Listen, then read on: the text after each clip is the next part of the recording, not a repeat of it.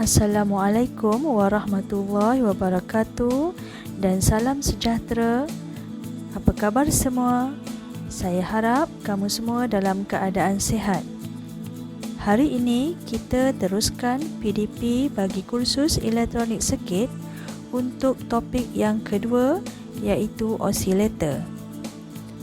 Video ini akan menerangkan pengenalan berkaitan osilator. Berikut ialah learning outcome atau hasil pembelajaran bagi topik osilator.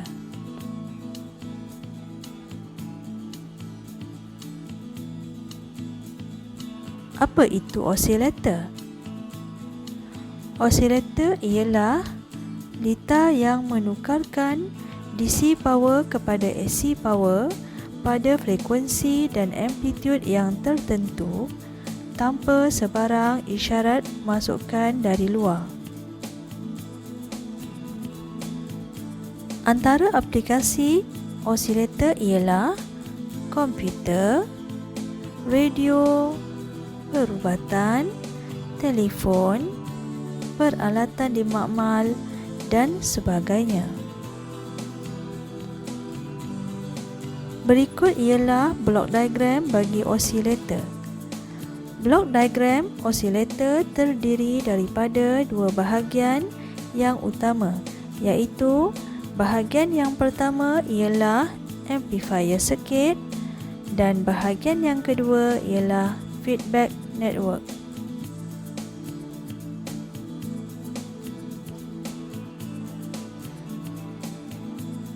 Keperluan atau keadaan asas bagi osilator ialah positive feedback.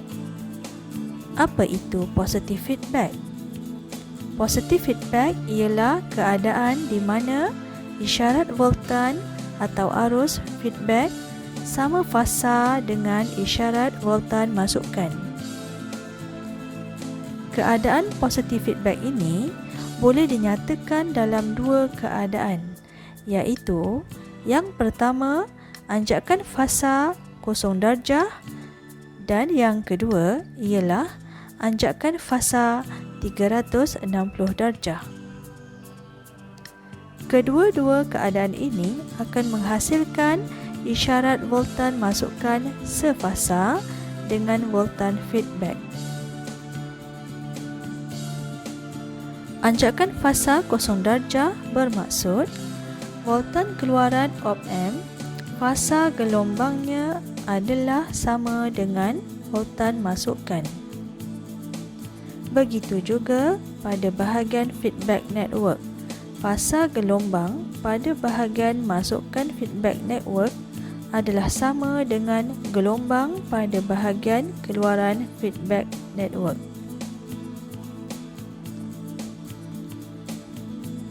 Manakala bagi anjakan fasa 360 darjah, output amplifier mengalami anjakan fasa sebanyak 180 darjah daripada isyarat masukan.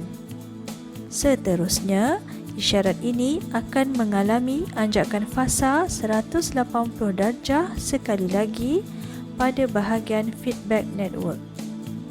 Ini akan menghasilkan anjakan fasa isyarat gelombang secara keseluruhannya 360 darjah. Kedua-dua keadaan ini, iaitu anjakan fasa 0 darjah dan 360 darjah ini dikenali sebagai positive feedback. Berkezin kriteria ialah keadaan di mana osilator mengekalkan ayunan isyarat gelombangnya.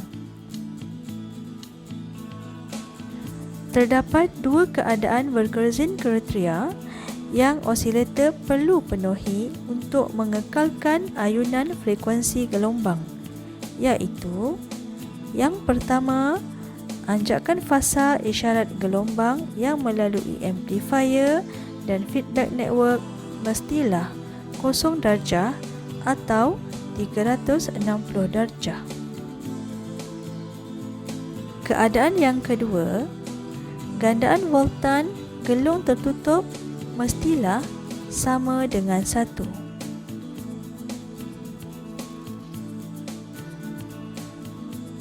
Seterusnya, saya akan menerangkan jenis-jenis ayunan yang terdapat di dalam osilator. Yang pertama ialah undamped oscillation. Undamped oscillation bermaksud amplitude gelombang adalah tetap dan tidak berubah-ubah. Feedback voltage bagi undamped oscillation ini ialah sama dengan 1. Yang kedua ialah damped oscillation. Damped oscillation bermaksud amplitude gelombang semakin berkurang atau semakin bertambah. Ini akan menyebabkan isyarat gelombang menjadi semakin rendah dan lama-kelamaan akan menjadi kosong, atau isyarat gelombang akan menjadi semakin tinggi dan lama-kelamaan akan menjadikan isyarat gelombang ini menjadi tepung. Feedback voltage bagi damped oscillation ini ialah lebih kecil daripada 1 atau lebih besar daripada 1.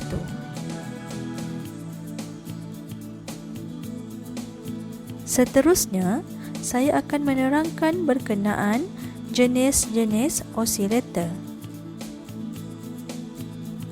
Osilator terbahagi kepada 2, iaitu yang pertama ialah sinusoidal oscillator atau lebih dikenali sebagai harmonic oscillator. Contoh isyarat yang dihasilkan ialah isyarat sine wave. Yang kedua ialah non-sinusoidal oscillator atau lebih dikenali sebagai relaxation oscillator.